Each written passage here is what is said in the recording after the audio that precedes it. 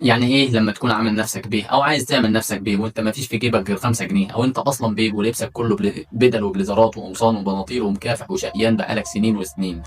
ودرست 16 سنة أو يمكن 20، بس الظروف حكمت عليك إنك ما تبقاش زي أصحاب الملايين، الناس المعلمين اللي أصلا ما يعرفوش يعني إيه شمال من يمين، عايشين مع العايشين، نصبوا أو سرقوا أو كذبوا لكنهم معلمين، معلمين بفلوسهم، معلمين لكنهم مش متعلمين. وأنت يا غلبان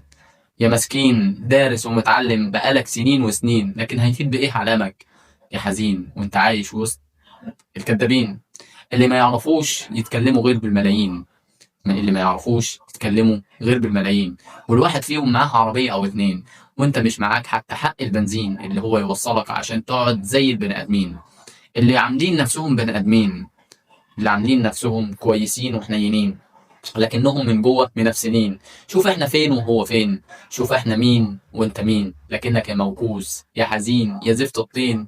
عايز تبقى زيك زي التانيين اللي بيلعبوا بالملايين. طب ازاي ومنين يا مسكين يا حزين منين؟